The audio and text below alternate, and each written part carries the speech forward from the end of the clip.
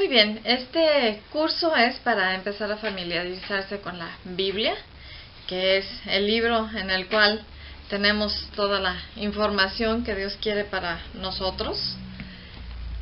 Es un curso que se divide en dos partes. La primera parte se llama Un paseo por la Biblia, que es en la que vamos a estar viendo todos los acontecimientos de la Biblia desde el principio hasta el final, en orden cronológico, básicamente. Y la segunda parte se llama Las grandes enseñanzas de la Biblia, que esas ya van a manejar las cosas principales que podamos aprender de ella de una manera más sistemática. En la primera parte vamos a tener aproximadamente 22 lecciones y cada una se va a manejar en una sesión. Son consecutivas, cada una lleva material que se puede imprimir o que es necesario imprimir para poder llevar la secuencia. La primera lección de esta primera parte, que se llama Un paseo por la Biblia, se llama La Biblia y nos va a introducir exactamente a qué es este libro.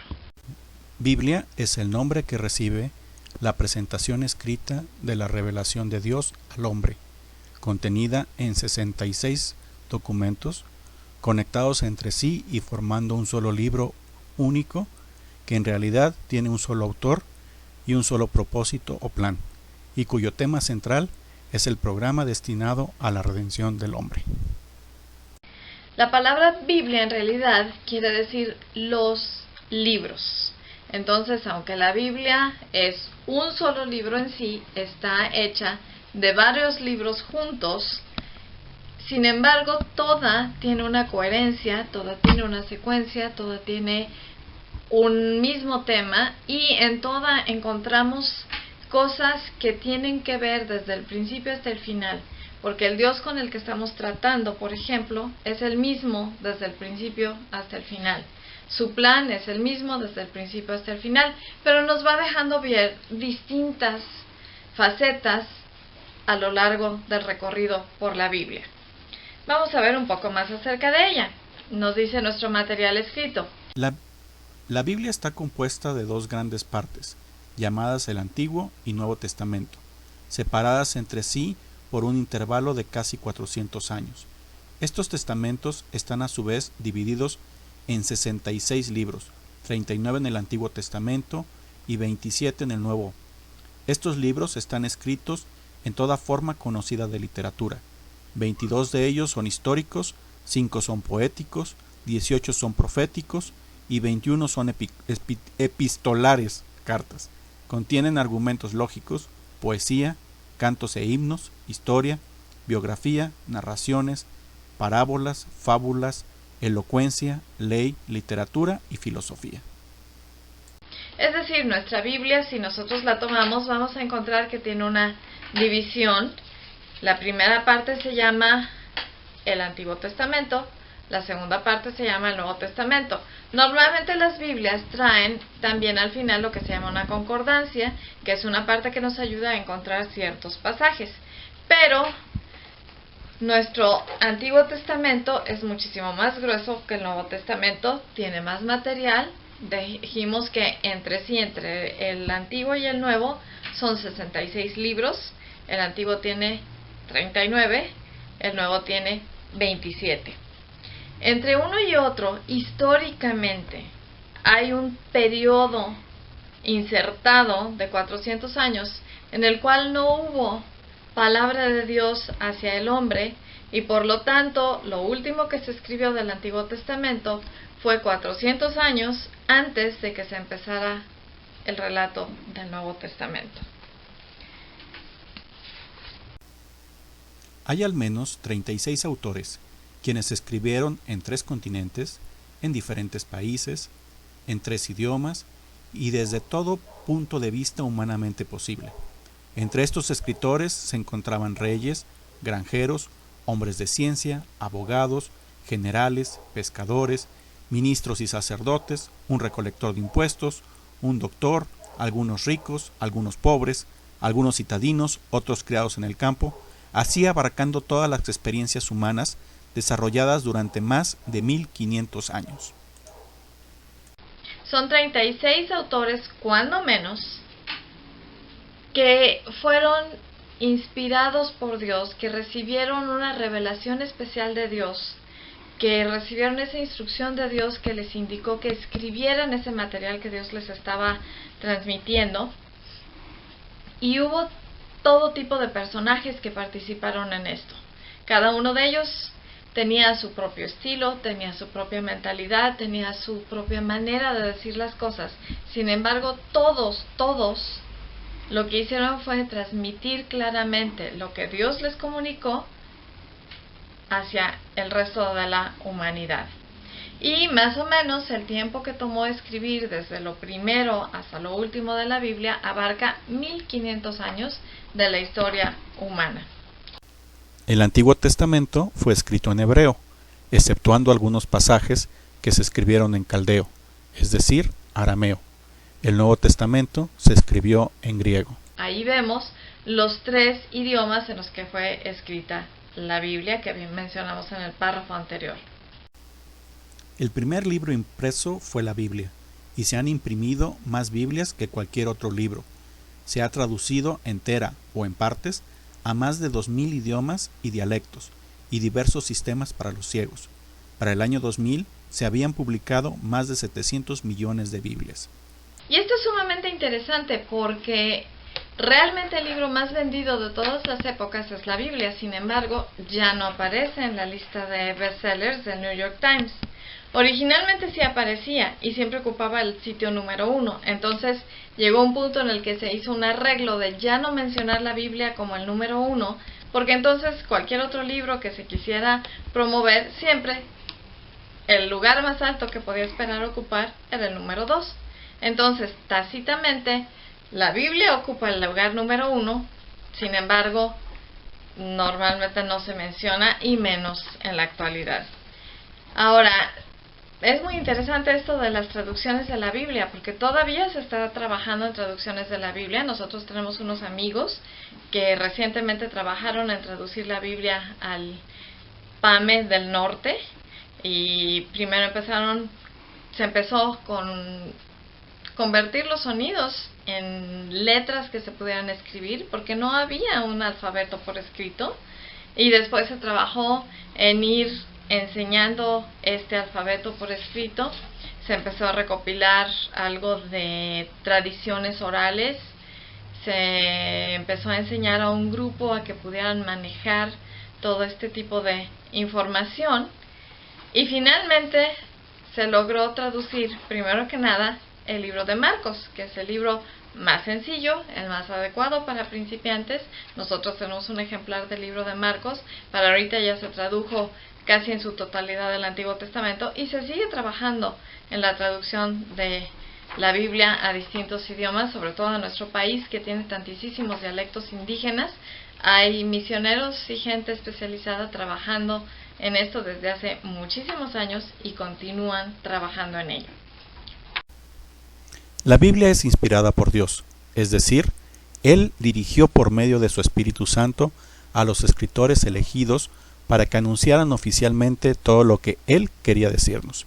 Debido a que la Biblia proviene de la inspiración divina, es la guía infalible de fe y conducta y es perfectamente confiable en todas sus partes, tal y como fue dada por Dios. Y yo creo que esto no se puede enfatizar demasiado, porque el momento en el que nosotros dudamos de la integridad de la Biblia, entonces ya no hay manera de recuperar nada, porque si la Biblia no es cierta en alguna de sus partes, entonces ¿dónde podemos encontrar la parte que sí, la parte que no? ¿Cuál es la que sí se puede creer? ¿Cuál es la que no? Necesitamos entender que es completa, de inspiración divina, y también que por lo mismo es la guía infalible de fe y conducta, es decir, es la única imagen clara que tenemos de quién es Dios. Es como un cuadro pintado que nos retrata exactamente quién es Dios. Y En este caso, es un autorretrato que Dios hizo para nosotros, de tal manera que al observarlo, nosotros podemos saber exactamente quién es Dios. Y conforme la vamos estudiando, conforme vamos viendo el desarrollo de la historia, conforme vamos descubriendo la intención de Dios, entonces lo vamos conociendo a Él y vamos notando rasgos de su carácter.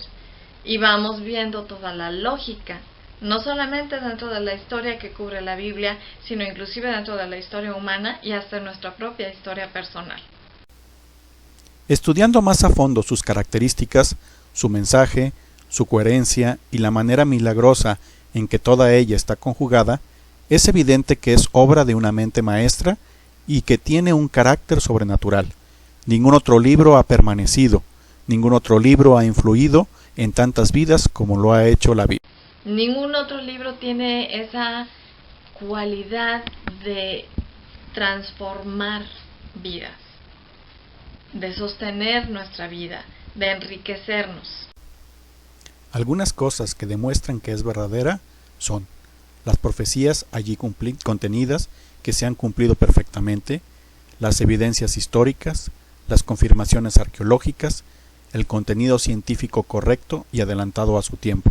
Hay una cantidad impresionante de profecías que se han cumplido y se han cumplido a la perfección. Normalmente la que a mí más me gusta mencionar es al final del libro de Deuteronomio, en Deuteronomio 28, donde se están mencionando todas las bendiciones y todas las maldiciones para el pueblo. Las bendiciones se las estaban ofreciendo si ellos eran obedientes, si ellos seguían los mandamientos y estatutos de Dios, y las maldiciones vendrían si ellos se apartaban de la voluntad de Dios. Y al final, capítulo 28 de Deuteronomio, versículo 68, bien, un parrafito chiquitito, y dice así: y Jehová te hará volver a Egipto en naves, por el camino del cual te ha dicho, nunca más volverás, y allí seréis vendidos a vuestros enemigos por esclavos y por esclavas, y no habrá quien os compre. Esta profecía es sumamente interesante porque se hizo en el tiempo de Moisés, cuando apenas habían llegado a la tierra prometida, cuando apenas se les estaba señalando qué era lo correcto que tenían que hacer, de qué manera necesitaban sujetarse a Dios. Y esta profecía no se cumplió, o no está registrado su cumplimiento dentro de la Biblia. Su cumplimiento está registrado en la historia secular. ¿Qué sucede? Jehová te hará volver a Egipto en naves. Después de que cae Jerusalén en el año 70 de nuestra era, con Tito, cuando los romanos están hartos de los judíos que en todo momento se les enfrentan, que en todo momento no se doblegan, que en todo momento están dándoles dolores de cabeza y aparte están haciendo revueltas por todos lados. Entonces los romanos deciden acabar con ellos, destruyen Jerusalén y empiezan a arremeter contra los pequeños puñados de judíos que están todavía ofreciendo resistencia en distintos lugares. Y lo que hacen es, todos los judíos que logran atrapar, todos los empiezan a trasladar a la costa para llevarlos al mercado de esclavos más grande que tenía en ese momento el Imperio Romano, que era en Egipto. Así que los embarcan y por barcos los mandan a Egipto. Se cumple la primera parte.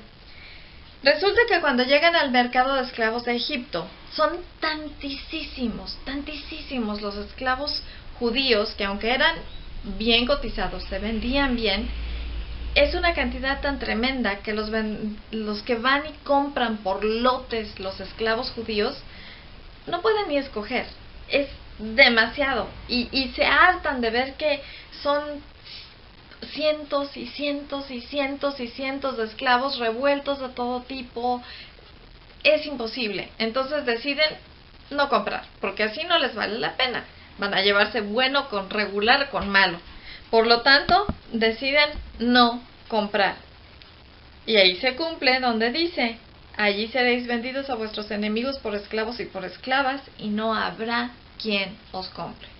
Por lo tanto, lo que tienen que hacer los romanos es volver a dividirlos en grupos más pequeños y empezar a mandarlos a los segundos mercados de esclavos, es decir, ya los mercados a donde se vendían de menudeo, digamos, donde ya no fuera tanta aglomeración de judíos, y entonces los vendedores de esclavos pudieran llegar con más calma, escoger, dividir en lotes más pequeños y así poder vender esclavos judíos por todo el Imperio Romano. Entonces, si nos damos cuenta, es una profecía sumamente pequeña, pero su cumplimiento es al pie de la letra. Cada uno de los puntos se cumple. Regresan a Egipto en naves por el camino por el cual les habían dicho nunca más volverás. Se supone que ellos no iban a regresar a esclavitud en Egipto, sin embargo, por ser desobedientes, sí lo hacen, y allí son vendidos a sus enemigos por esclavos y esclavas, y no hay quien los compre. Esa es una pequeñita muestra de cómo se cumplen a la perfección las profecías. Es más, en la pura vida de Cristo hay más de 300 profecías del Antiguo Testamento que se cumplen perfectamente. Sin embargo, no vamos a ver todo eso ahorita. Vamos a continuar contando algunas de las cosas que demuestran que la Biblia es verdadera. El siguiente punto son las evidencias históricas. La gran cantidad de cosas que demuestran que todo lo que la Biblia relató era exactamente correcto para su tiempo, para el lugar, para las circunstancias, para las civilizaciones. La manera en la que la Biblia menciona que se llevan a cabo los matrimonios, la manera en la que se hacen las compraventas de terrenos, cada una de las cosas que la Biblia menciona corresponde perfectamente a la historia de los pueblos que vivieron en ese momento bajo esas circunstancias. Y claro, las confirmaciones arqueológicas. De hecho, es increíble que algunos de los arqueólogos que en su momento opinaron que lo que iban a hacer era ir a Medio Oriente y demostrar que la Biblia estaba totalmente equivocada y que las cosas que mencionaba, los lugares que decía, las ciudades, todo eso no había existido, y llegan, empiezan a escarbar y sí estaba esa ciudad, empiezan a escarbar de otra, también estaba esa ciudad, empiezan a escarbar en otro lugar, pues resulta que sí estaba lo que la Biblia decía. Entonces llega el punto donde hasta ha habido arqueólogos que más bien lo que han hecho es tomar la Biblia y usarla como base para empezar a hacer sus investigaciones arqueológicas, porque es muchísimo más seguro encontrarlas así. Entre estas confirmaciones arqueológicas encontramos una cantidad impresionante de cosas. Por ejemplo, hay una inscripción que habla acerca de Poncio Pilato, donde se menciona su nombre completo y dice que era el procurador de Judea. Claro, eso es un poco más reciente, pero inclusive se han encontrado restos de ciudades como la ciudad de Lais, y el tipo de puerta y el tipo de ubicación. Cada una de las cosas corresponde perfectamente a lo que la Biblia menciona. Los nombres de los reyes, el tipo de coaliciones, por ejemplo, que se mencionan en Génesis 14, todo eso corresponde perfectamente a la historia de la época, y se han encontrado tabletas, se han encontrado cimientos de ciudades.